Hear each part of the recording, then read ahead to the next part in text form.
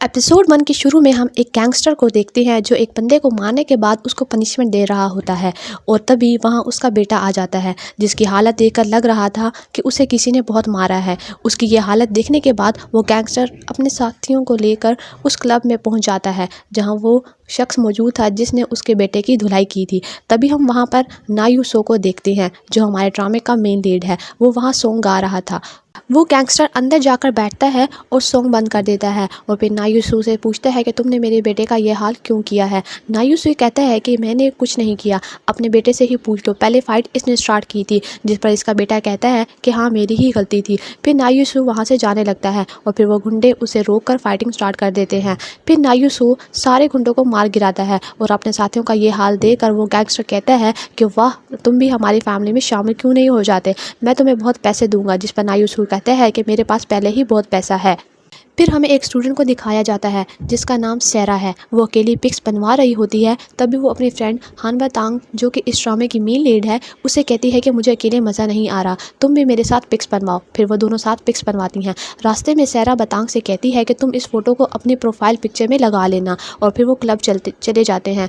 और ये वही क्लब था जहाँ नायूसू ने उन गुंडों की पिटाई की थी। जब ये लोग ऊपर जा रहे थे तो नायूसू वहाँ से जा रहा होता है और जब ये लोग ऊपर पहुँचते हैं वहाँ गुंडों को ऐसे ज़मीन पर देखकर बतांग सारा से कहती है कि हम यहाँ एंजॉय कैसे करेंगे। और फिर जब रात को नायूसू घर आता है तो उसे एक कॉल आती है और वो कॉल एक अटर्नी की थी और अगली सुबह वो उससे मिलने पहुँच जाता है। अटर्नी हवांग उसे बताता है कि चेयरमैन के एक्सीडेंट के बाद वो ठीक होने लगे थे लेकिन आखिरकार वो मर गए। और ये बात सुनकर नायूसू कहता है कि आखिरी दम तक वो अपना दिखावा करते रहे। फिर अटर्नी उसे बताता है कि वो मरने से पहले तुम्हें बहुत याद करते थे। जिस पर नायूसू कहता है कि वो मुझे याद करते थे, उन्होंने अपनी ज़िंदगी ऐसे गुजारी जैसे मैं उसमें एग्जिस्ट ही नहीं करता। फिर अटर्नी उसे चेयरमैन की आखिरी विश के बारे में बताता है कि वो चाहते हैं कि तुम उनके स्कूल के चेयरमैन बनो। फिर नायूसू अपने फादर की फ़ोटो को देखते हुए कहता है कि जब मैं स्कूल में था तब आपको पसंद नहीं था और अब आप चाहते हैं कि मैं उस स्कूल का चेयरमैन बनूं। अब आप देखना मैं वहां हर चीज़ को कैसे बिगाड़ता हूं।